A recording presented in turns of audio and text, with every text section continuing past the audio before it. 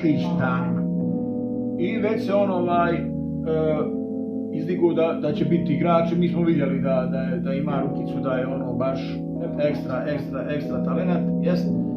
I malo me falilo ono masi, mišića i svega ostaloga, ali imao što ono osjećaj koji je rijetko objektivan kad je on u pitanju.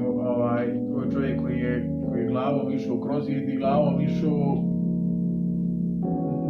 što se kaže u fudbalu, na kopačku gdje niko neće, ni nogom, ni glavom. Znači, borac najveći koji je tim igračima koji sam nabrojio, koji su svi listom ostali u Gračanici, da se vratimo na godinu u Premier ligu.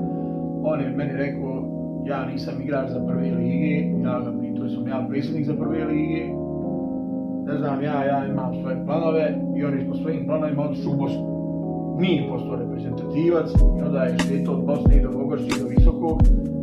Mi smo ga svake godine, evo Damir je svjedok, znači zvali da se on vrati, nudili mu posao i svašta nešto i platu i ovako i onako. I tu je bilo prozivki kakvim društvenim mrežama. Ja lično mislim da je on bio tamo radi, da ne kažem, curu ima u Sarajevu koja je studirala i on je bio tu, vrtio se u njenu.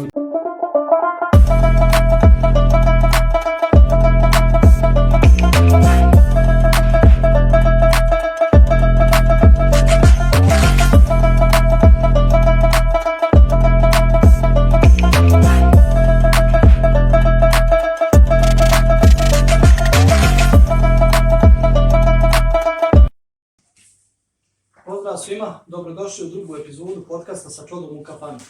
Danas imam posebnog gosta, čovjeka koji je svestran, čovjek rekreativac, sportista, urednik Facebook stranice Rukometnog kluba u Gračanci, člana Sportskog saveza grada Gračanci, dugogodišnjeg člana uprave odbora Rukometnog kluba Gračanca, potpredsjednik Rukometnog saveza Bosne i Hercegovine.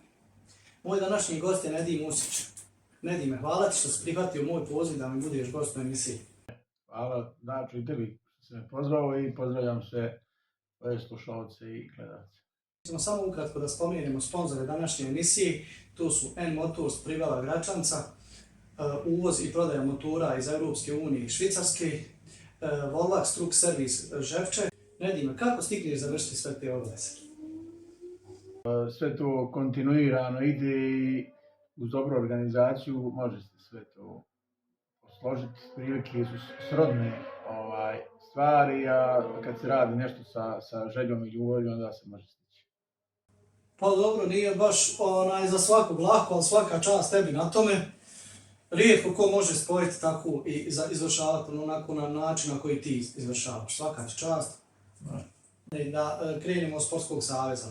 Ti si član Sportskog saveza u Gračanci, pa da nam ukratko kažeš koji su zadaci i uloga Sportskog saveza u gradu. Koliko dugo si ti u savezu i kako si izabran, koji su projekti? Pa evo ja ovo je drugi puta da sam član Sportskog saveza. Jednom sam bio prije nekoliko godina, nisam bio čitav mandat, jedan kraći period i sad sam već 2 godine ponovo član Sportskog saveza.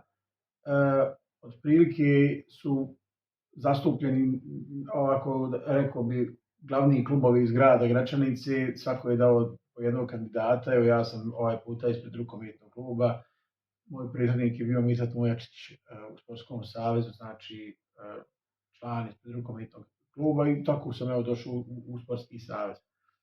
Sportski savez djeluje onoliko koliko mu dozvoljava budžet. Imamo određeni plan rada za svaku godinu koji se usvaja i on krene njegova implementacija već od januara mjeseca. Znači, budemo suorganizatori klizališta koji se postavi zimski raspust. Naravno, glavni financijer je grad Gračanica, nekad opština Gračanica. Tu je dosta involviran naš sekretar Nermin Šaković saveza, predsjednik Osman Bukvić i ostali članovi proprate to. Neke manifestacije koje se tradicionalno dešavaju je ta gradska trka koja se održava u aprilu. Koncem školske godine budemo suorganizatori takmičenja osnovnih škola i srednjih škola, zavisno od toga koji su sportovi zastupljeni, da li je nogomet, košarka, odbojka, za muškarce, za djevojčice, rukomet, atletika, gimnastika i tako dalje. Zatim organizuje se, ja mislim, u maju mjesecu bude marš, prije toga bude pozdrav proljeću, mislim da je to u martu mjesecu, pa onda ponovo bude, par puta se, znači, ti tradicionalni marševi, ne znam, Zečji gaj, Cijevi krš, Vis, tradicionalna šetnja, tako je sa Zefirom, zajedno se to radi. Onda je bilo obuka plivača dole na termama, za djecu, tako i ne plivače. Dosta djece je naučilo plivati zahvaljujući tim aktivnostima Sportskog saveza. Onda ponovo nekad u jesen budu ta školska takmičenja i na kraju se završi sve sa manifestacijom izbora sportiste godine. Uglavnom, znači, ti projekti se manje više ponavljaju i uglavnom su vezani za ta školska takmičenja ili neke tradicionalne stvari koje su uvedene i koje se na takav način implementiraju. A da li Sportski savez ima šta sa tradicionalnim, odnosno prijašnjim tradicionalnim radničkim sportskim igrama? Ne, nema. Nažalost, nema. Već dugo se radničke sportske igre nekad, ja ne znam koja je mogla biti godina, možda kraj 90-ih da su se zadnji puta igrali, koliko se ja sjećam. Da, 98-9. Tako nekako, već dugo to nije u interesu. Jedno je vrijeme igrali su se, ne znam, bajramski turniri u dvorani ili novogodišnji, međutim i to je zamrlo i toga više nema. Jednostavno, da li nema više interesa ili nema ko da organizuje, ne bi znao reći sad šta je posrijedi, ali jednostavno u Gračanici je to potpuno zamrlo. Vidim i poligoni koji su izgrađeni po mahalama da zjapi prazni i baš je zabrinjavajuće stanje kad je u pitanju taj rekreativni sport. Da, ali u gradu recimo imamo puno sportskih klubova, imamo puno takmičara, imamo puno članova, evo i u vašem rukometnom savezu jaka je škola, muški rukometni klub, ali omladinci, ja mislim, je tako. A dok, kako se zovu, Barbike, ženski rukometni klub Barbike su nešto drugo. Znači oni imaju dovoljan broj članova, sasvim zadovoljavajući. Imamo karate klubove, šah, imamo, odbojkaški klub, košarkaški, muško, ženski.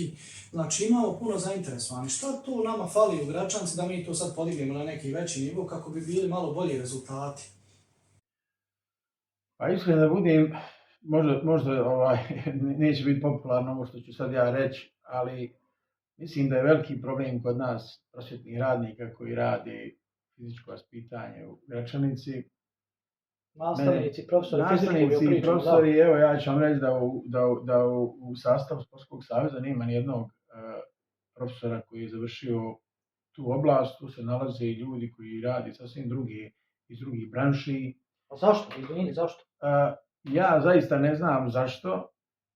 Mi smo recimo imali potrebu imamo i dan danas, znači potrebu za trenerima u rukometnim. Imamo 5 omladinskih selekcija, 81 dijete koji su organizovano takmiči u omladinskoj rukometnoj ligi Sjever, znači to su klubovi iz Zedog kantona, iz Tuzlanskog kantona, 11 je tu klubova, to je prava liga. Nisu to ni male apanaže koje bi se plaćale tim trenerima, to je 500 maraka, znači neka plata.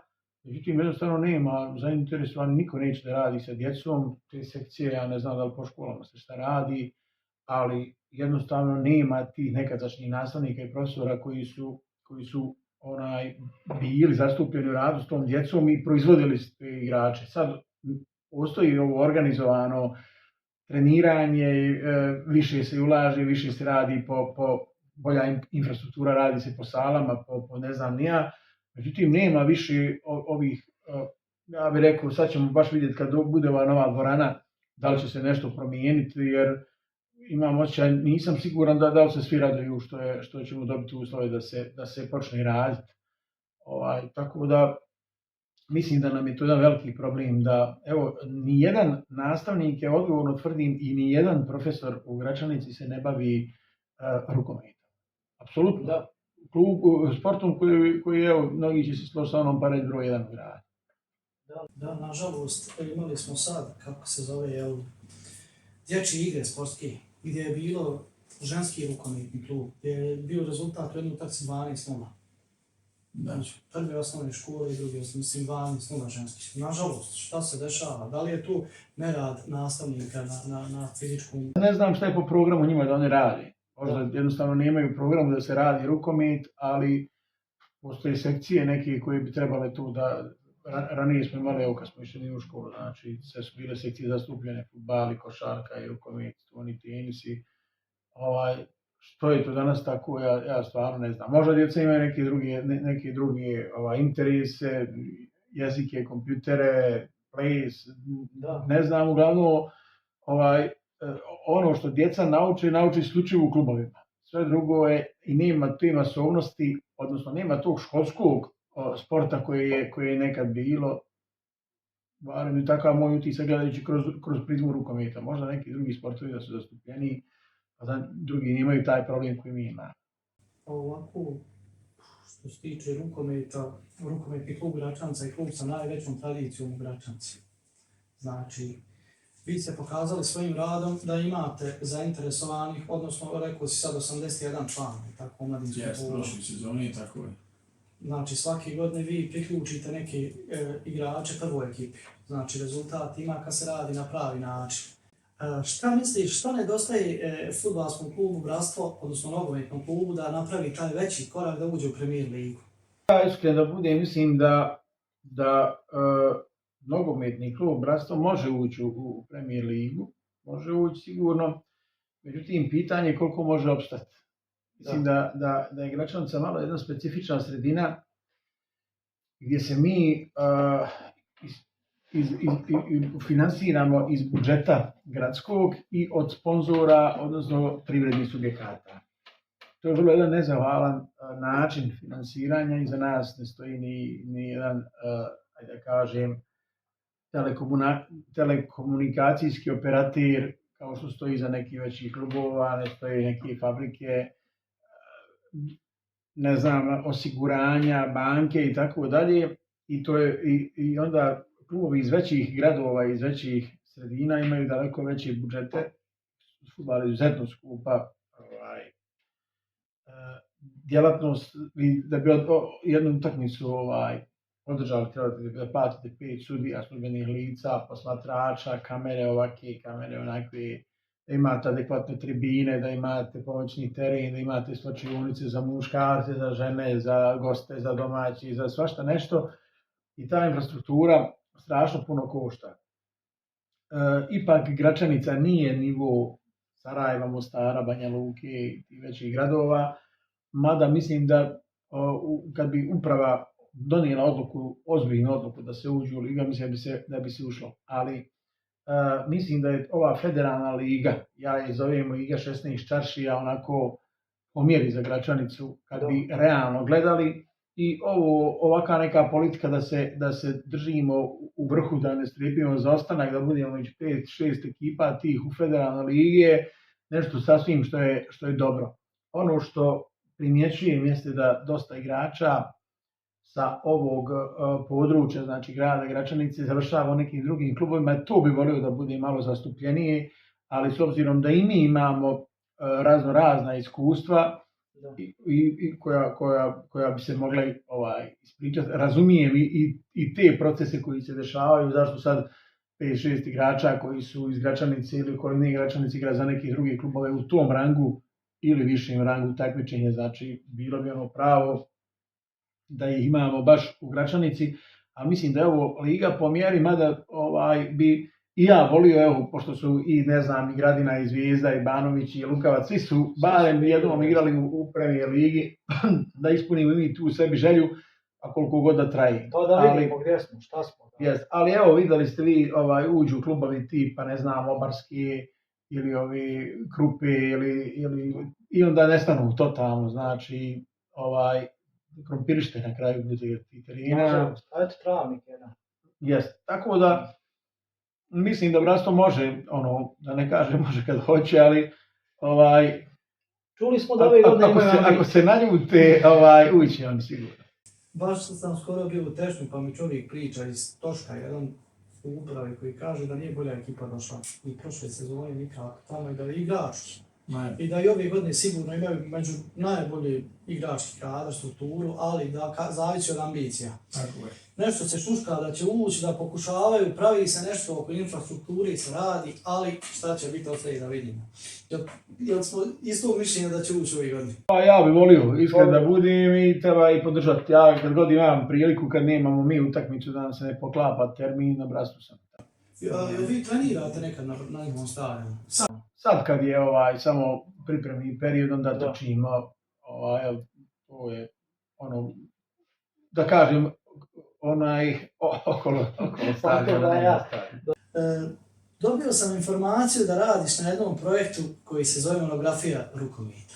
Da mi kažeš ko radi s tobom, da li si sam, otkud ideja? Pa evo ovako, ja recimo, kad je u pitanju rukometni klub Gračanica, bi mogao vjerovatno od 92. godine pa na ovamo, vjerovatno sam bio prisutan na 95% utakmica. Znači što domaći, što gostujući.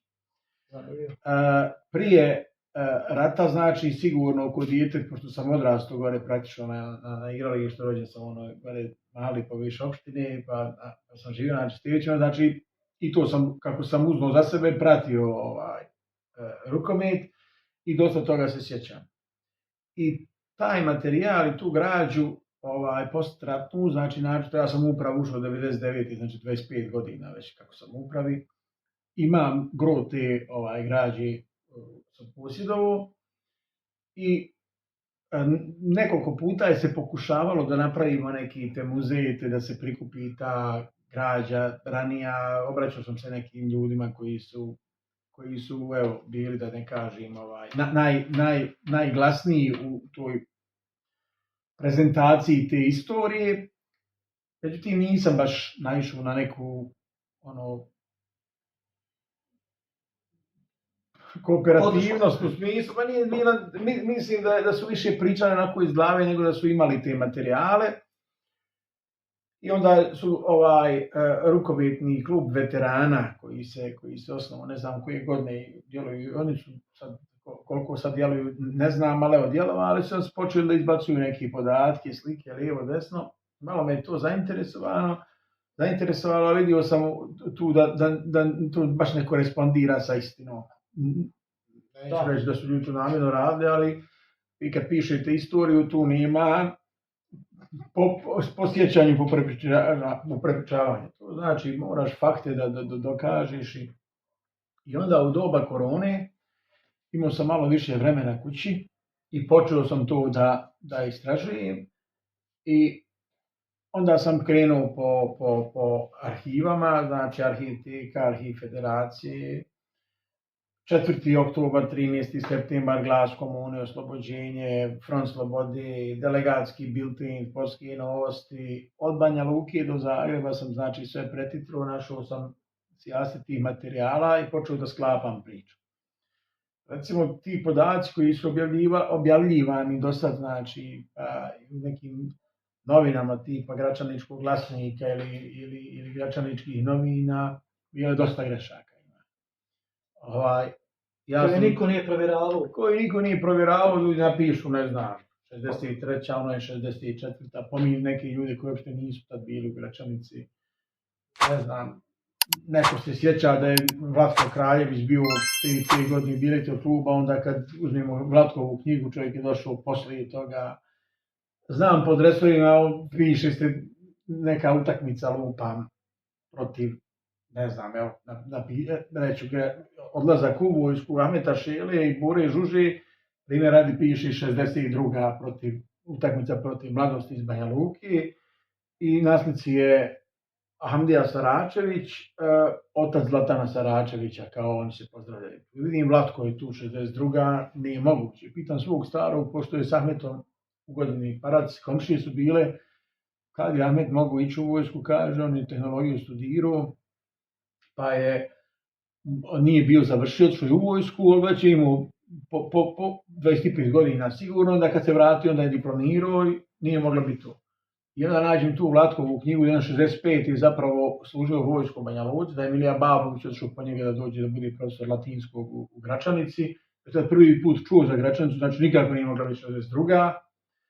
i onda nađem u sportskim novostima 65. drugo kolo protiv Lukavca, oproštaj njih i cvijeće se tu daje, te slike, znači su isto, znači skoro, a uz to nazovem Rijada Šelo, sina Ahmetovog, pitam kad ti stari bio u vojsci, pitam mater, kaže 66. I tako, onda i tako dođeš do istine neke, onda vidim po dresovima da su to neki, nikako nije to ta utakmica, nije taj rezultat i tako dalje. Znači, puno je tu posla urađeno i ja otprilike sam taj materijal, ajde da kažem, završio, odnosno završio sam period 56-92.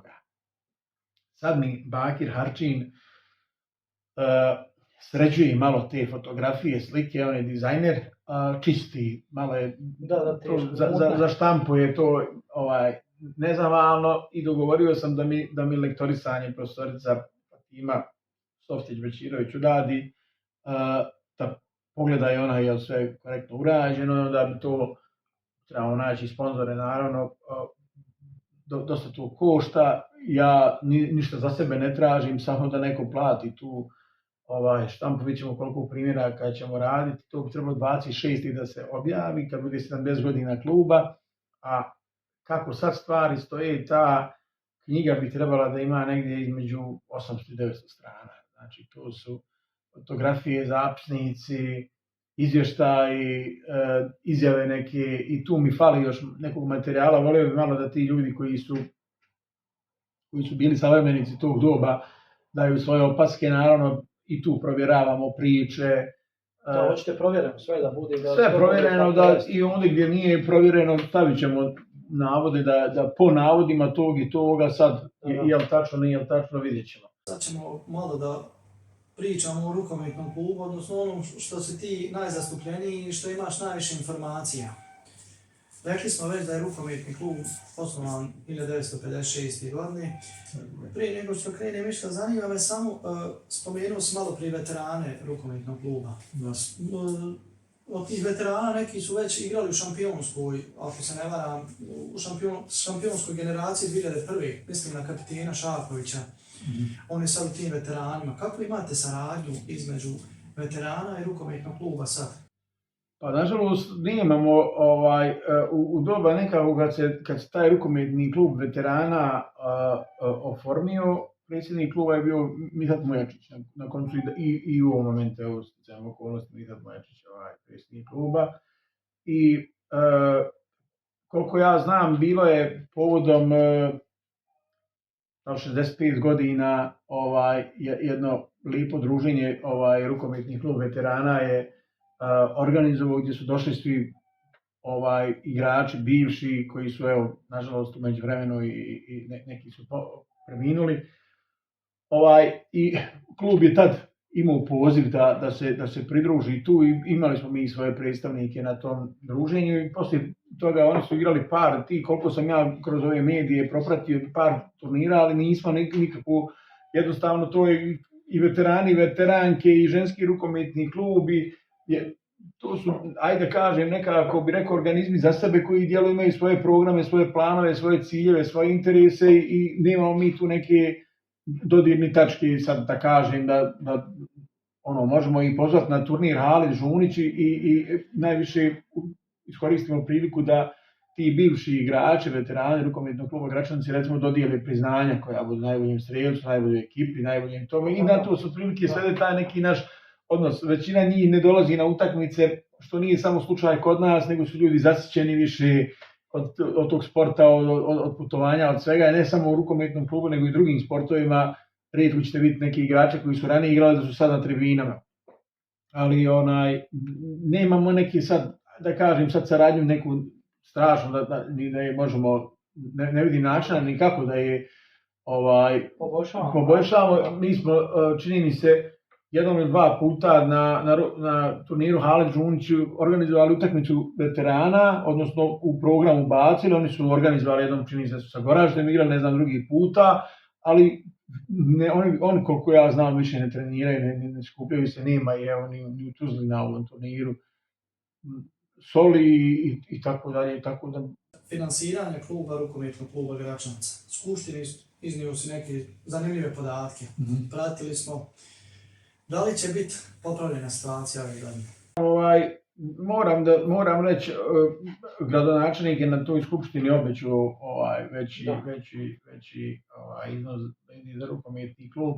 Vidite, ja sad kad gledam koliko dobije nogometni klub, koliko dobije rukometni klub, koliko dobiju drugi klubovi, mi dobijemo daleko veći iznos od ovih drugih klubova. Međutim, mogu reći da smo mi ambasadori grada Gračanice. To je ekipa koja igra u Pragu, Odesi, u Sankt Petersburgu, to su gradovi po 2-3 miliona stanovnika i kad ukucate HF Gračanica izaće vam mnogo šta. Znači, nismo mi ovo nivo, ajde da kažem, da se niko ne naljuti, ovo nivo mahala, gradova, ne znam ti ni ja, nego smo, evo već nekoliko godina smo u vrhu BH rukometa i u zadnjih 6 sezona, 4 puta izlazimo u Evropu. Već 19. oktobra bivši evropski prvak i 26-rostruki prvak Slovenije, Celje Pivovarno, jedna od najboljih ekipa uz Zagreb, najbolja ex-jugoslovenska ekipa sigurno zadnjih 20-30 godina, znači doći i ljudi će moći da vidi takvu. Generalno ja nisam zadovoljan da recimo kad igramo protiv Kastriotija s Kosova, bez obzira što smo i glatko dobili 2 utakmice, to ipak onaj borac Urošovac čuveni koji igra u prvoj ligi, da prodamo 116 karata. To je za mene poražavajuće i onda se sam pitam kome ovo sve radimo, da li nam to treba. Sad, vraću se ponovo na ovo, znači od grada Gračanice očekujemo značajnija sredstva nego što smo imali protekloj sezoni. Tako je obećano. Drugi izvor su nam prodaja karata. Evo, mi smo za mjesec dana prodali 100 godišnjih karata. Mislim da je to jedan lijep način da se građani grada Gračanice koji osjećaju klub svojim klubom, da je to idealan način, dolazi na utakmicu, ne dolazi, evo da svoj, nam je najbolji dokaz da voliš klub, da nam ljudi preko tastatura ne objašnjavaju o ljubavi, šta bi trebalo, kako bi trebalo. Znamo mi sve kako bi trebalo, samo nemamo s čim. Sad, ako neko stvarno želi da nam pomogne, to je najbolji način, da kupi godišnju ulaznicu i onda se, ja bih rekao, imaš pravo javiti za riječ. A nije tamo se sakriti za nekog imena XY i onda objašnjavati i prozivati i tako dalje. Znači, to nam je drugi način. Treći način je članarine mladinskih selekcija, to sam rekao na skupštini, zapravo nam te članarine pokriju 2/3 troškova vezane za omladinske kategorije, a još 1/3 mi obezbedimo. I četvrti ti sponzori, odnosno donatori, gdje se otprilike jedni te iste firme vrte, jedni te isti daju, jedni te isti ne daju i jedni te isti miniraju potencijalno davanje tih koji bi davali. Znači oni imaju svoje razloge zašto ne dat i zašto ne treba dat i zašto drugi je trebao biti da se to ne daje. Eto, pa ja sam rekao, ako ćemo se sve svesti na socijalu, da smo siti i da nismo željni, sve drugu nadgradnju treba ukinuti, ukinut ćemo. A mislim da bi sa malo boljom organizacijom i sa malo više jačih ljudi mogli rukomet koji je najjeftiniji od tih svih timskih sportova sigurno dići još na više nivo nek što je sad. A najuspješniji kolektiv? Pa evo, najuspješniji već godinama rezultati kažu da je najuspješniji. A sad, ako je gradonačelnik obećao sredstva, kad očekujete da budu na računu, da znate čime raspolažete? Pa, ja moram reći da naša saradnja traje dugo godina i nemamo mi, kad je u pitanju gradonačelnik, stvarno bi bio bezobrazan kad bi sad rekao nešto, on što je obećao, svaki puta je nama ispunio, je sad, je li to dovoljno, sad je to pitanje B. Recimo, evo, ako se poredimo sa Živinicama, onda, na primjer, nije dovoljno zato što oni dobiju više, ili sa Maglajem, ili sa Zavidovićima, ali s druge strane, te Živinice nemaju fudbala ni u kakvoj ligi više, a ogroman veliki grad, znači grad koji je sad sa sigurno 30% po broju stanovnika veći nego Gračanica. Ili Maglaj koji ima, ili Krivaje koji imaju fudbal u nekoj nižoj ligi, dobro nižoj ligi, i to sad ja ne mogu reći, da mi je drago što ima i bratstvo, ali evo, daje se koliko se može. A sigurno da ste više klubova na ovaj način, jednostavno budžet ne dozvoljava da se više finansira. Vaše pripreme su već krenule, vi morate znati s čime raspolažete. Da li je trebalo već da ta sredstva budu navršena? Ta sredstva idu u kontinuitetu svaki mjesec i na takav način tako funkcioniše. Tako da, otprilike, mislim da će to biti, što se tog dijela tiče, bit će u redu.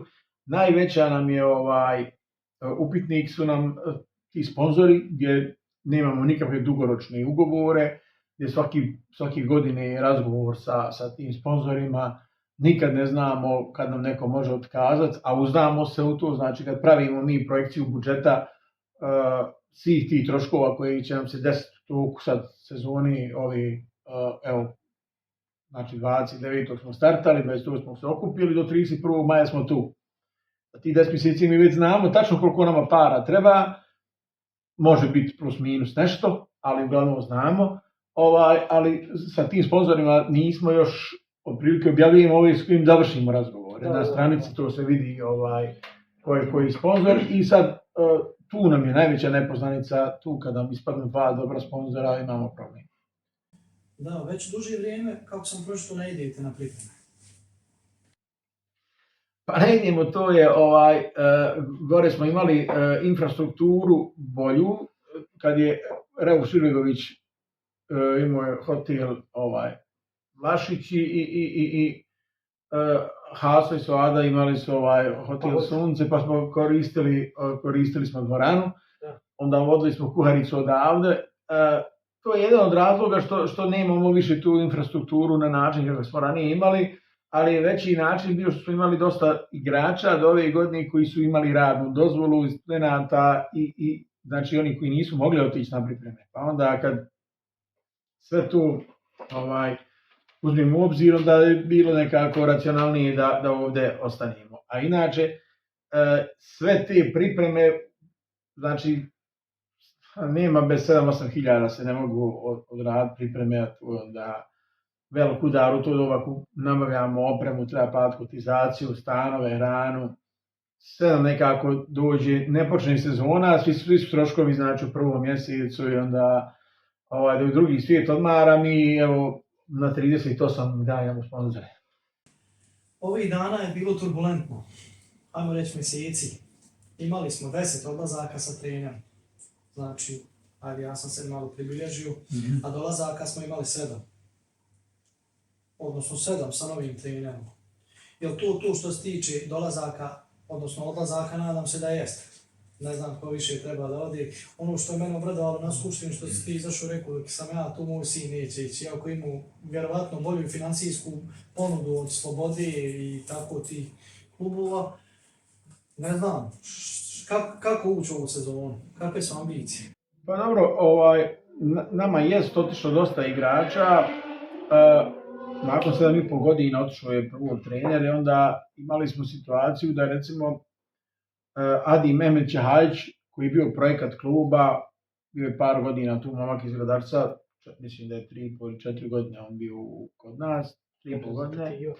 Došlo je do reprezentacije i napunio je 23 godine i njemu nismo pravili stvarno nikakve probleme, ni razgovarali, Rančo Slovan, to je jedan ozbiljan klub u Ljubljani kod Uroša Zormana koji vjerovatno se sad pravi jedan projekat da se od Celje i Velenje konačno skinu sa trona da napadnu i oni titulu. On je otišao i otišao je Karanović, on je igrač iz Srbije koji je ovdje bio i u Slogi Dobojskoj, Visočkoj Bosni, u Gradarcu i kod nas i koji je otprilike maksimalno što se zadrži sezona i po dvije i on mora ići. On je otišao u Italiju, na Siciliju, na Sirakuzu.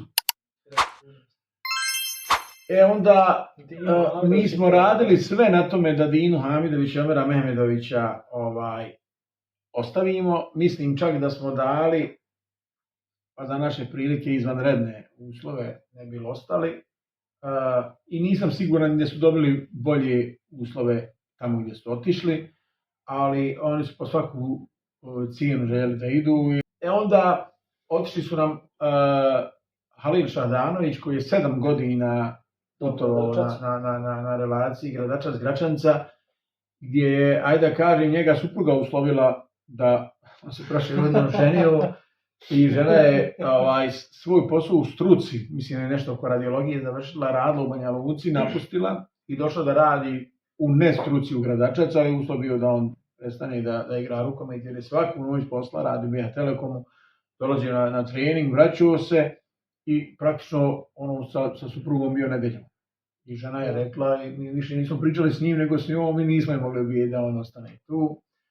Adi Džinović je zubar, stomatolog, znači radi u domu zdravlja u Gradačcu, radi privatno i on je, kad je se završila sezona, on je rekao da će on ostati u Gračanci samo je uslov da ima s kim još jedan igrač da može da vozi, jer to bilo zaspaće negdje za volanom.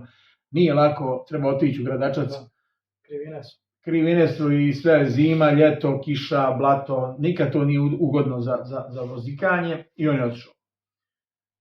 Demirović, pivot, on je otišao u Vogošću jer u Vogošći je prvo postoje malo finansijski uslove povisoke za nas. Ne toliko visoke koliko smo mi procijenili ono što nam je dao u prošle godine, nije bilo realno sad da mi to toliko povećavamo. A u Vogošći su Nedim Kadrić, kapiten Vogošći, je prestao sa aktivnom karijerom, a on baš je prešao u slobodu. I tu se otvorilo jedan prostor za pivot koji će igrati, da kažem, biti prvi pivot. On je svjestan ovdje da kraj Mehića opet bi vjerojatno bio drugi pivot i on je odlučio da promijeni klubsku sredinu. I Sead Dautović, on ima problem i on se oženio sa 22. juna.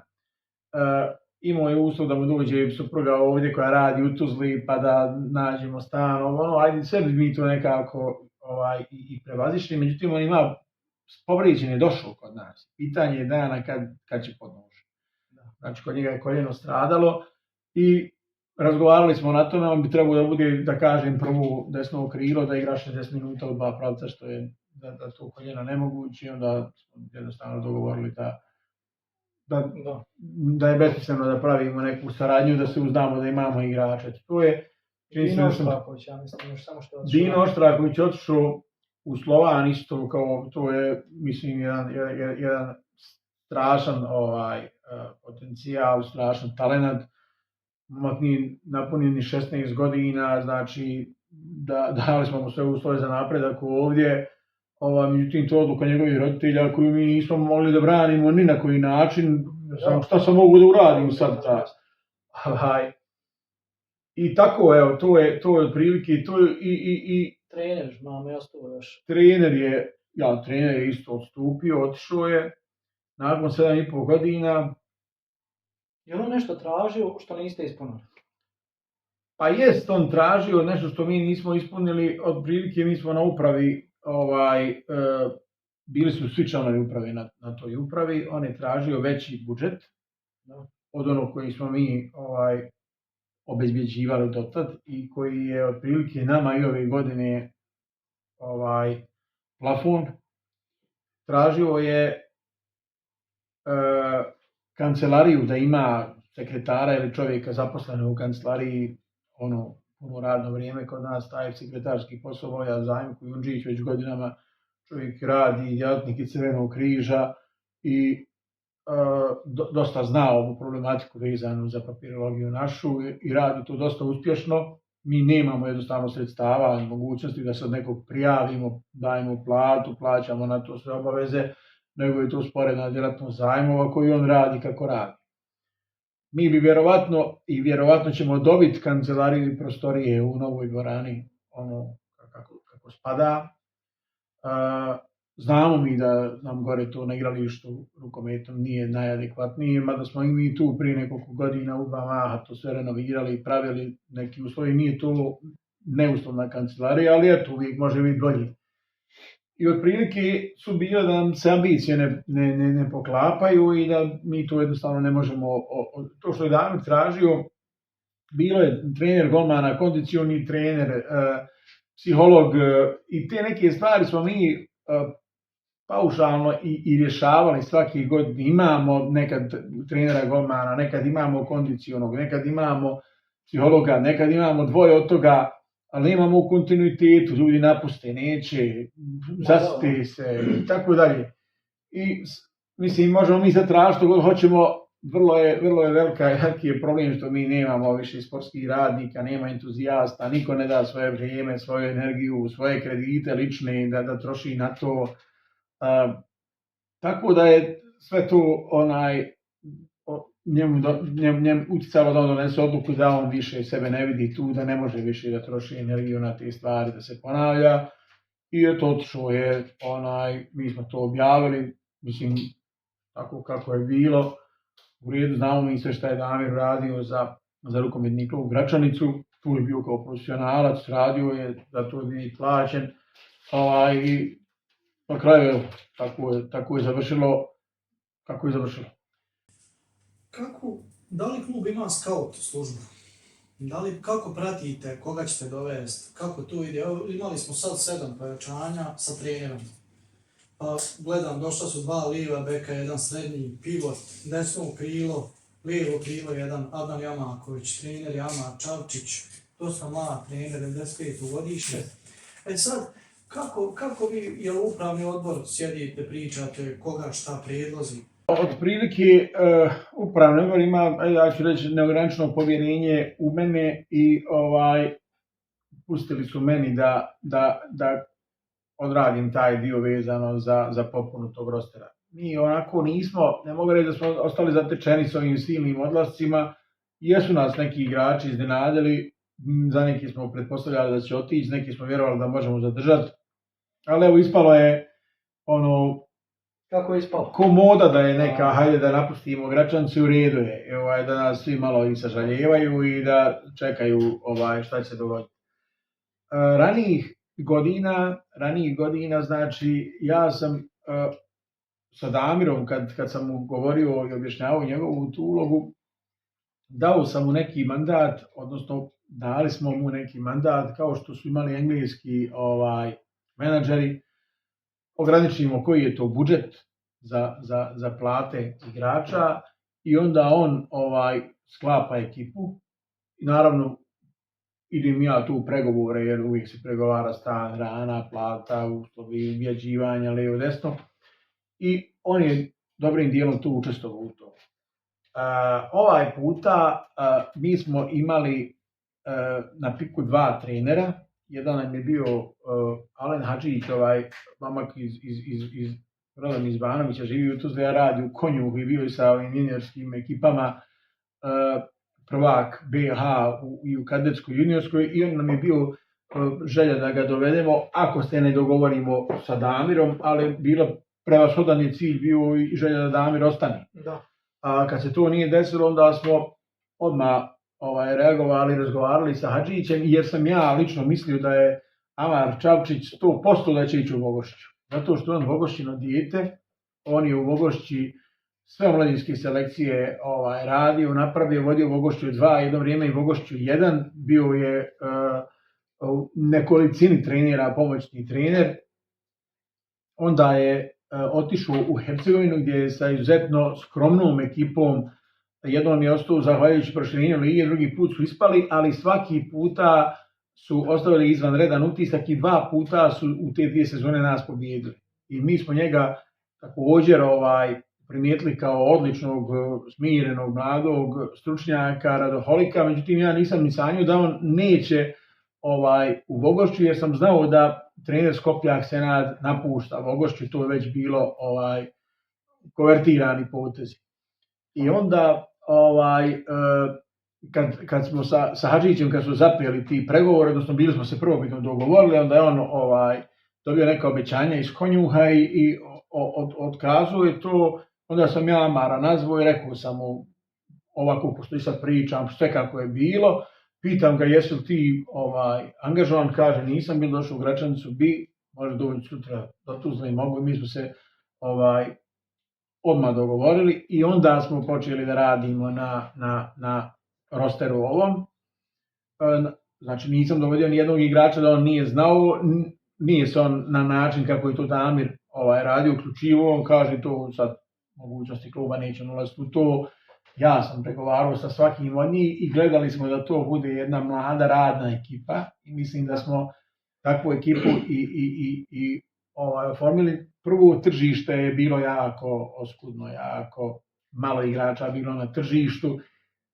Onda nekako su svi ti igrači htjeli da idu vani, čekali su do zadnje minute. Mi dugo do jula mjeseca nismo nikog bili uspjeli angažovati, sve su to bili razgovori, svi nešto su čekali, nešto su kalkulisali i kad su već i oni, da kažem, uspaničili se šta će sad kad nema, a znaju da je u Gračanici sve ono redovno i korektno, jednog po jednog smo onda rješavali i mi danas imamo ekipu u kojoj je najstariji igrač 97. godište, drugi, to je Vladan Lončar, reprezentativac, drugi je Majić Džambegović, 99. godište naš golman i ovo ostalo je sve 2000. Isaković i ono su sve 2001., 2., 3., 4., 5. do 6. Evo Čavnić mali 2006. Jesmo jedna od najmlađih. Pa ja mislim da jesmo. Jesmo sigurno tih 15 igrača koji su u rosteru prve ekipe. Sad smo u ovom trenažnom procesu 7-8 igrača i kadetski, znači 7., 8. i 9. prebacili radi sa jutarnji treningi sa prvom ekipom, pa nek malo vidi šta je to. Da. Igramo u Evropu, dobili smo najteži mogući protivnik. Da nas je neko pitao da nacrtamo kakvog bi protivnika, tog bi protivnika. Prvo je preatraktivan, znači to je ekstra, nije moglo bolje. Drugo, blizu je, troškovi putovanja, treći, nemamo nekakvu jezičku barijeru, s ljudima se dobro sporazumijemo, oni su čak najavili jedan dolazak privrednih delegacije gradu Gračanicu da to napravi baš pravo, čak razmišljaju da dođu prije na 2 dana u Gračanicu. Mi možemo ovdje napraviti jednu dobru utakmicu, jedan spektakl u novoj dvorani, će se vjerovatno 99% igrati. I onda kroz 7 dana otići gore odigrati utakmicu, ja sad ne očekujem da ćemo neki strašni debakl doživjeti, sigurno 2 ubjedljiva poraza, evo da sad ne prejudiciram. Ovdje ćemo prvo gledati što skupi da prodamo kožu, pa i gore ćemo ići da igramo rukomet. Nema šta, svi danas i treniraju, igraju, nisu ni oni marsovci, da kažem, vanzemaljci, igramo rukomet, oni su apsolutni favoriti tu, ali ovo je baš protivnik po mjeri i trebalo bi gračanička publika da napuni dvoranu, znači gore u novoj dvorani je 1.500 kapacitet gledalaca, sa teleskopima 2.500, tako da ja vjerujem da bi trebali u novoj dvorani ta utakmica treba gledati, ona je na programu 19. oktobra, tako da meni je drago što smo dobili bolje da smo dobili cijelje nego da smo dobili nekog nisla. Klub izviđača, šta to oni imaju, a mi imamo?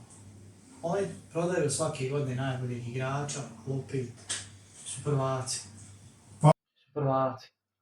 Pa oni imaju ovako, imaju sve ono, recimo, začin žude svi drugi. Imaju prvo sekretaricu Zdenku koja je 8 sati u kancelariji. Imaju Nadana Zovuka koji je voditelj te seniorske ekipe, kako bi mi rekli, direktor kluba, koji je spona između predsjednika, koji je ministar financija federacije i imaju dobar upravni odbor, imaju znači i trenera golmana Tolića i kondicionog Adis Jakić, imaju Ivana Đolića koji je pomoćni trener bio u Čolini, govorimo o prošlogodišnjim, znači imaju u svim selekcijama vrhunske trenere omladinskih kategorija, imaju izviđač 2, imaju dvoranu 24 sata gdje se igra samo rukomet, znači nema Hasan Kikić te uče, nema Napolju, nema Ringe Raja, znači djeca čim znači prohoda ide napravi teren, ide mini rukomet, ide veliki rukomet, imaju izviđač 2 i skautiraju mlade igrače iz BH. Vi bi se iznenadili, odnosno slušao bi se iznenadili koliko tu zapravo ima djece koja nisu iz Ljubuškog, iz okoline Ljubuškog. Znači nije to baš sve Ljubuški, to ima djece iz Kozarske Dubice, iz Radiške, iz Visokog, iz Maglaja, iz Čapljine, Međugorja, znači oni to sve iskautiraju, dovedu, kali se, recimo nama je se iz Goražda nudio Šahinović, srednji bek, jedan igrač 2005. godište, mi smo imali Hadži Zulfića, mi ga polagali nade da će nam evo ove godine igrat, međutim i mi ne uzmemo tog Šahinovića, on je prošle godine igrao za Hercegovinu kao posuđeni igrač, odigrao fenomenalno. Sad su doveli ovog Stijovića pa su ga dali iz Kozarske Dubice, dali su ga Maglaju na godinu dana na posudbu i tako otprilike rade, tako da znači dobar rad, kontinuiran rad, stručan rad, znači u sklopu te dvorane oni imaju i fizioterapeute infrastruktura i dobra ekipa. I teretanu i sve moguće i onda kogod dođe samo se u taj sistem uklapa, znači nema tog sad, ne znam, Ivana Pavlovića, ali ima Vušić, nema Vušića, bio Ivano, nema, ne znam... Ovdje jedan dođe još bolje. Tako je. I to je izviđač. I još jednu stvar, vrlo bitno, izviđač ima perfektno suđenje. Što mi nemamo. Što se tiče nekih igrača, ajmo već, evo pitali ste nekim ljudima, ako možeš samo jednu rečenicu, Adnan Tufekčić. Adnan Tufekčić je sigurno ostavio određen pečat u našem klubu, bio je veliki borac, fajter, međutim on je bio onog momenta kad je počeo da radi, on se zaposlio se u fabrici cementa Lukavac, nije se jednostavno on mogao raditi u smjenama i taj njegov način života, porodičan čovjek koji u Bikođama živi, u Lukavcu radi, trenira u Gračanici, jednostavno u tom trouglu nemoguće je na tom nivou na kojem se radilo kod nas. Nije mogao on izdržati to sve skupa i to je jedini razlog zbog čega nije mogao izdržati, nije on više bio ni mentalno ni fizički u stanju da prati taj tempo. Znači, to je to i on je jednostavno prestao da igra rukomet. Davor Kadić je igrač koji je bio kod nas 2000, ja mislim drugi, treći, nisam siguran. Davor Kadić je bio kod nas 2002. na 2003. kad smo mi ispali, on je prešao tad u Konjuh iz Živinica, mi smo ispali iz Lige, to je bila prva godina Premier Lige, dakle kad su se svi klubovi sa područja Bosne i Hercegovine ujedinili u Premier Lige, to je prva godina i mi smo ispali te godine, Davor igrao kod nas tu godinu, kad se više se nije vraćao, onda igrao za Konjuh, za Slobodu, za Čelik i tako. Jasmin Mrkonja. Jasmin Mrkonja, čovjek koji je skupa sa Besimom Durakovićem udario temelje ovoj Gračanici koja danas je to što jest, koji je podigao nivo rada, profesionalizma, odnosa prema treningu. Ja ne znam, sjećaš se ti išao se u Gradačac ili u Tuzlu, ne da se igraju utakmice, one se morale igrati, nego da se trenira. Pričamo o 2001. Pričamo prvo o 97. i 8. Kad je on došao 96. na 7. 7. na 8. pa je onda došao 2000. na 2001. kad smo bili prvaci. Ja sam već sad bio u klubu te sezone. Znači čovjek koji je, da ne kažem, taj viši nivo rada, viši stepen rada uveo u Gračanicu i koji je pogotovo u tim prvim svojim godinama trenerskim bio jako posvećen i to kasnije možda i nije do te mjere, možda je malo kasnije na iskustvo to sve skupa vodio, ali vrlo, vrlo značajan osoba za rukometni klub Gračanica, na kraju krajeva trener koji nas je doveo do prve jedine titule. Međutim, kad je u pitanju ta titula, nemam stvarno namjeru da je pocijenim, ali treba znati da smo mi tu titulu osvojili bez ekipa iz Republike Srpske i da kažem... Jedini protivnik je Bosna Visoko tad bila nam pravi protivnik. Mi smo se nosili sa njima, ali i tu smo iskoristili priliku jer je se Bosna, ona Bosna sa Sirćom, Đuđom, Ražićem, Gredom, Mušimbegovićem i Hadžićem i tako dalje.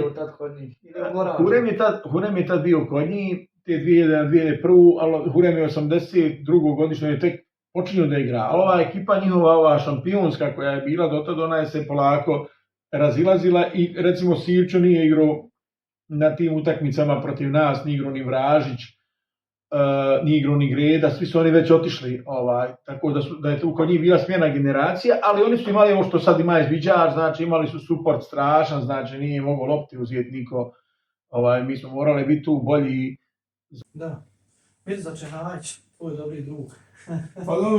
Pa dobro, tu sam, ne mogu biti objektivan kad je on u pitanju, to je čovjek koji je glavom išao kroz zid i glavom išao, što se kaže u fudbalu, na kopačku gdje niko neće, ni nogom, on ide glavom, znači borac najveći koji je hodao po terenu. Dobro. Bakir Buljugija. Bakir Buljugija je bio kod nas 2004. na 5. i onda je otišao u Zrinski. Mi smo ga doveli nakon što je slomio, odnosno perisao nogu. Imao je tešku povredu, mislim je križni, on tada perisao. I onda je otišao u Konjuh odavde, a došao je iz Zrinskog, tako je. I onda je kasnije još 2011. na 12. bio još u jednom mandatu. Pa mislim da je Bakir jedan pravi sportista, jedan supermen koji dan danas to pokazuje, trči ove maratone, srednje pruge, lijevo, desno, i mislim da možda bi smio reći da on nije u karijeri postigao ono za što je imao predispozicije i što je mogao. Poznat po izvođenju sedmiraca. Pa on je majstor bio u svemu i to sve, ali evo malo onako, da kažem, možda da je bio malo ozbiljniji, malo posvećeniji, mogu je puno više, ali majstor da je.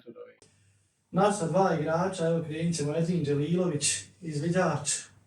Jest, Edin Đelilović, to je bila interesantna priča, baš da ispričam.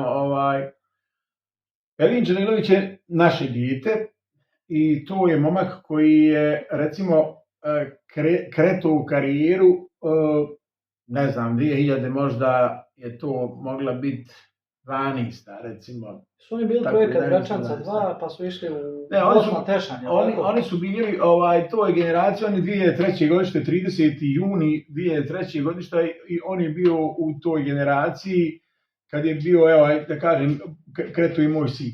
Sad, recimo, mi smo imali jednog malog Čelikovića iz Lukavice, imali smo Trutovića, Šabić je bio 2004. i njih dvojica, i nekako ta se djeca izdvoji koja su predanija, i sad ova djeca druga, jedan je otišao na plejs, jedan je prestao igrati rukomet, lijevo, desno, i mi sad ulažemo u tu djecu. Na plejs otišao? Ovaj Trutović mali je otišao na plejs, koji je bio ljevak, igrao na toj poziciji, govorim sad o nekim tim pjetlić danima. I već se on izdigao da će biti igrač, mi smo vidjeli da ima rukicu, da je ono baš ekstra talenat, jest. I malo me falilo masi, mišića i svega ostaloga, ali imao osjećaj koji je rijetko koji imao. I ajde, kako su oni rasli, Šuša, Azer i Đelilović, išli su oni u Tešanj da igraju za njih, da stiču što veću minutažu, lijevo, desno, sticajem okolnosti. Đelilović stanuje od moje kuće neki možda 100 metara, 200 daleko, i ja sam sigurno jedno 200 puta dovezao ga sa treninga, isto koji svoje dijete, znači rasli su skupa i tako. I sve ti neki nedaće koji imao, da je pao s motora na treningu od Mešinovića, da ga vodi na hitnu, da se previja, da raste kao igrač. Znači, ja sam prolazio sa Đelilovićem isto kao opet kažem, ponavljam, sa svojim djetetom. Sa 16 godina je dobio priliku da igra u Pragu 50 minuta protiv dvostrukog evropskog prvaka Dukle. Znači, pucao je penale na premijer ligaškim utakmicama i mislim da je od svih mladih igrača dobio najveću priliku kod nas u klubu. Znači, što se tiče kluba, sve smo mu dali. I moram sad još jednu stvar da ispričam, da ne bude zahvaljujući Nedimu došao u reprezentaciju daleko od toga, ali moram da ispričam jedan detalj. Mrkonja, kad je bio selektor te generacije 2002. i on je na krilu imao Perića, sad koji je u Cijelju, baš mali Perić, Luka Perić iz toga, bio je Azer i bio je Čamo iz Goražda. Poslije Mrkonji u reprezentaciju preuzima Toni Čolina i Haris Galijašević mu je pomagao ispred, upravnog odbora ili neke te institucije, a pomoćni trener mu je bio Ermin Bajrić iz Magleja. Bekovi su tad bili Velić koji je uzeo slovenačko državljanstvo iz Magleja dječko, Keso iz Visokog i bio je ovaj mali, sad evo ga Tepić što je u Slobodi, što je bio u Leotaru, a on je iz Borca Banja Lučkog. I poslali su poziv Azeru u reprezentaciju.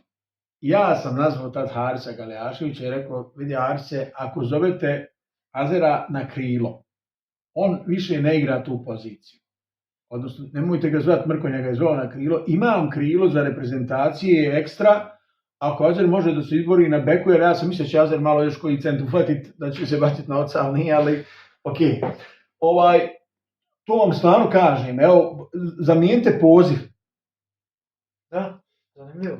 On kaže, hajde vidit ću s Tonijem kako šta je bilo okupljanje u Zavidovićima. Ili je prvo bilo u Bugojnu, slagaću. Jedno od ta dva bila su brzo jedno i drugo. I pozovu oni Đalilovića. I Đalilović je došao i ja sam ih vozio i Azera i njega u Bugojno.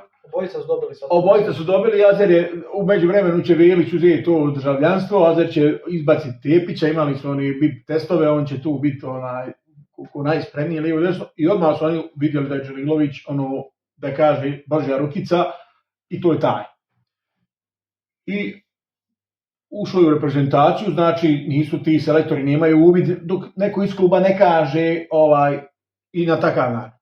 Sad, Đalilović nije imao ugovor sa nama, nisam ja, jednostavno postoje te, kad igraš pod ugovorom i kad ide vani, plaćaju se certifikati, kad ide iz našeg kluba u drugi klub, puno su veće odštete po registracionom pravilniku.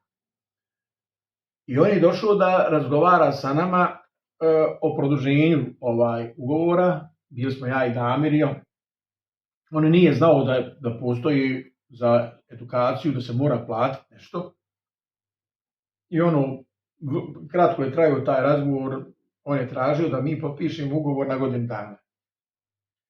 Pošto je Damir sa Denisom Buntićem bio cimer i u Sloveniji gdje su igrali, on je znao da se oni interesuju za njega i njemu Damir kaže, vidi, ja te neću spremati godinu dana da ideš u izviđač. Pa da mi napamet. Ili potpiši ugovor ovdje da se razvijaš dalje, ili ćemo Šabiću dati priliku ili nekom ko već bude ispašen na krajem, Sara Metašević, da će igrati desnom krilu. I tako se to završilo. Nije on potpisao za izviđača. Kad se sabralo to sad po registracionom pravilniku, to je bilo nekih 6.000 i nešto. Tu izviđaču vjerojatno je bilo puno da plati i to je platio Gradačac. On je otišao u Gradačac, bio je pola godine u Gradačcu i nakon pola godine vjerojatno nisu gore plaćali platu, kako sad ne znam stvarno te detalje, završio izviđaču, gdje i trebao da završi, onda je bio posuđen u Hercegovini, igrao je tamo i sve.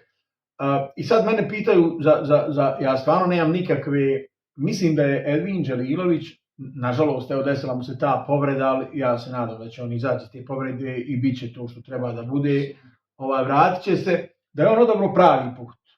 I koga god izviđač zove, apsolutno nema nikakve ljutnje ni od strane kluba, ni od mene lično, zašto je on otišao izviđač, otišli su Burić, otišao Malinović, otišao Harmandić, otišao Kos, otišao Stijović, sad otišao taj Šahinović, otišao i kogod je otišao nije pogriješio.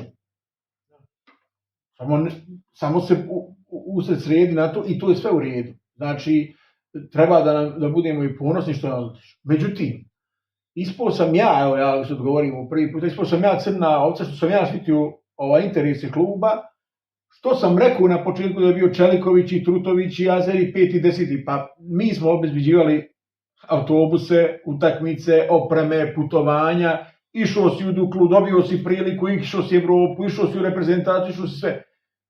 A mi sad igrača najbezveznijeg da dovedemo trening igrača da mu plati stan i hranu je treba 400-500 maraka mjesečno puta 10 mjeseci, to je 5000 maraka. Plus plata da i nema nikako. I naravno da za Đelilovića, evo sad je Sloboda platila 29.000 za Čolakovića Krivaj. Po registracionom pravilniku. I sad kad mi nismo htjeli da pustimo Đelilovića, sad mi nešto ne valjamo i onda se ljudi neki koji ni znaju gdje je dvorana, ni kako je Edin Đelilović trenirao, ni s kim je trenirao, ni kako je razvoj imao, ni koga je vozao na treninge, koga je, ne uzimam sad neku, ne znam, nijam man ulogu u tome, nego govorim šta je istina. Znači, i oni sad počnu da komentarišu naše dijete, ovako, čekaj, naše dijete, šta smo mi tu radili našim djetu? Otjerao ga neko. Pa nije niko otišao, kad gledamo razvoj igrača, otišao nabolje, a neka je otišao taj koga je uzeo, nek malo plati ovom koga je stvorio do tog nivoa, do kojega je stvorio. Evo oni su sad za Pavlovića uzeli, Boga pita kolike je pare od Zagreba, što ga nisu pustili džaba. I niko se ne ljuti ni na izviđač, ni na Pavlovića, ni na Zagreb, ali ovdje ne valja, ne divi, okreću glavu zbog Đelilovića kojeg ja ne vidim šta je problem. Problem što smo tražili obeštećenje da neko plati za momka koji hoće da ide, a tolike godine ulagali mi u njega. Znači mi smo dali jednog reprezentativca i ne vidim stvarno šta je, nego eto sad ljudi, ne znam ni ko su ljudi, nisam je nikad u dvorani vidio, ne znam ni da su kad bili na rukometu, on sad komentariše i daje nešto tu. I zbog toga hoću da tu tačku stavim na tu priču, to je tako. Evo, ja sam spreman sa bilo kim se suočiti, s bilo kim da nekakav, ako ima nekakav neki upitnik i ako sam kriv, ne reću kriv sam, ali ova priča je ta priča, nema pete priče. Još nam je ostao Admir Osmanović, isto naše dijete koji dugo vremena već igra po drugim klubovima, Bosna, Visoku, Pogošća. Pa ovako, Admir Osmanović, znači mi smo u sezoni 2015-2016 ispali. Da. To nam je Krajina i Cazina iskrojila ligu, ispalo je 5 ekipa, ispali smo mi, Gradačac, Sloboda, Igman i sam rekao Gradačac. Yes. Onda Bosna Visoko, Sloboda, Gradačac, mi i Igman. 5 ekipa. Ispali smo tako kako smo ispali. Sva ta ekipa koja je bila, Adija Metašević, Dino Hamidović, Hari Bašić, Darko Ilić, Amir Sumbić, vidite imena, Moris Alibegović, znači to je ekipa koja bi se danas borila, koji bi danas bili sigurno dobri. Bili odlični. Kapiten te ekipe je bio Admir Osmanović. Njemu je lijepo priču Zudija Korkarić, tadašnji pomoćnik Markovića, da će on biti u reprezentaciji. Ja sam s njim obavio razgovor kao sa svim tim igračima koji sam nabrojio, koji su svi listom ostali u Gračanici, da se vratimo na godinu u Premier ligu. On je meni rekao, ja nisam igrač za prve lige, ja ga pitao, sam ja predsjednik za prve lige, ne znam, ja imam svoje planove i on je po svojim planovima otišao u Bosnu. Nije postao reprezentativac i onda je šetao od Bosne i do Vogošće i do Visokog.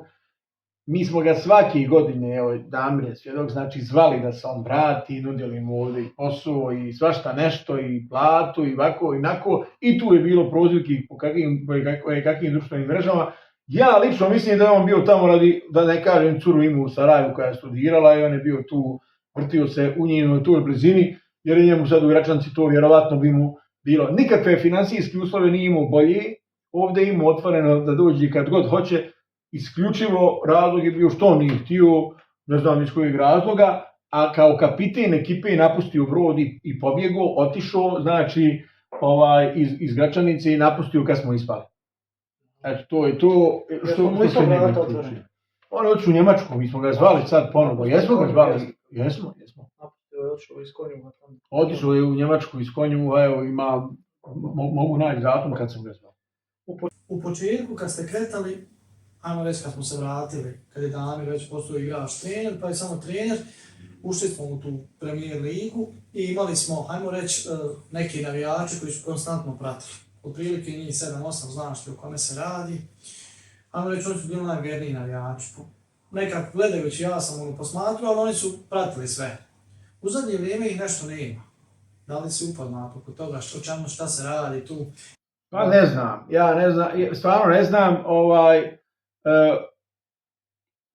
sad bez veze mi da govorim, ja sam, to su bili ovi, ajde da kažem, ko grupa Skorojevići, oni su, bilo je tu ljudi gdje su djeca njihova tu igrala, neki su odselili, neki nisu više u BiH nikako, neki su se vjerovatno zasitili, dugo to traje. Ja znam da im je prošle godine kad smo prodavali ove godišnje ulaznice da je bilo nekakav komentar kako mi sad reklamiramo ljude koji su dali po 100 maraka, oni su ne znam koliko hiljada potrošili hodajući za nama, što nema nikakve veze. Ja sam rekao, nije nikakav problem, donesete ovo što mi prodavamo ulaznica i mi nećemo nikog reklamirati, stavit ćemo dođete na to. Mislim da je to bez veze nekakve dječje bolesti, da nekom nešto smeta. Ja stvarno neću dozvoliti nikakvu cenzuru da sad gledamo. Mislim da vi vrlo objektivno, samo kritički i realno pišemo o svemu što se dešava u klubu i vrlo transparentno, možda čak i pretransparentno. A evo i ova emisija je dokaz da tako djelujemo. Znači ništa nije sakriveno. Jesu se zbog toga ljutili, nije meni nikad niko do duše tu nešto, osim tog jednog navijača koji mi je rekao da to nije u redu, ja kažem, dobro, to je tvoja procjena, mi radimo marketinški neku stvar koja nam donosi prihod, značajan prihod, jer mi smo prošle godine prodali 200 tih karata i 100 karata nam je uzeo Vin kladionica kojoj se svidjela taj način promocije, 30.000 maraka.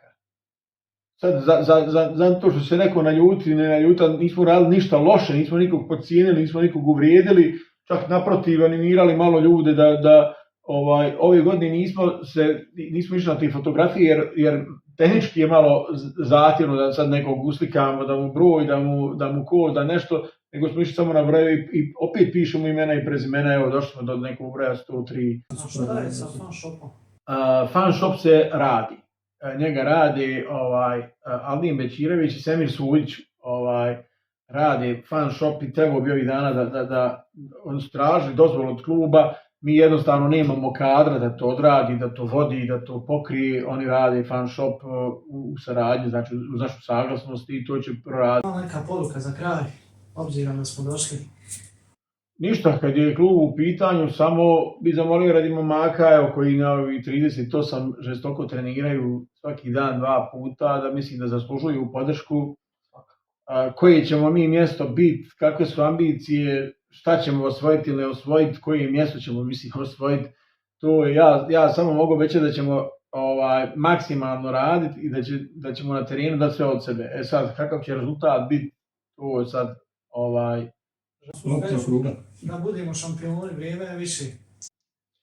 A ja mislim da smo mi prošlu sezonu imali sve uslove da budemo šampioni, imali smo izvanrednu ekipu, po meni je bila najbolja, jeseni smo bili, malo nas je ovo Europsko prvenstvo izbacilo iz takta, onda kasnije su i neke druge sile učinile da ne budemo to što smo trebali da budemo, tako da bili smo, da kažem, došli do izvora, nismo se napili vode, ali nećemo odustati od takmičenja, od Premier lige i svega ostalo. Klub s tradicijom, najuspješniji klub, dobra uprava, dobar trener, mlad, igrači dolaze polako. Evo, pred nama je. Što si bio moj gost, stvarno mi je zadovoljstvo, čast i nadam se da ćeš opet nekad imati. Evo, sve što ja znam i treba da odgovorim bilo kome, ja sam na dispoziciji i samo ne trebaju ljudi da se kriju iza nekakvih lažnih imena, samo se predstavi, reci ko si, šta si, ja ću ti sve odgovoriti, ne nikakvih problema. Stvarno je tako, hvala.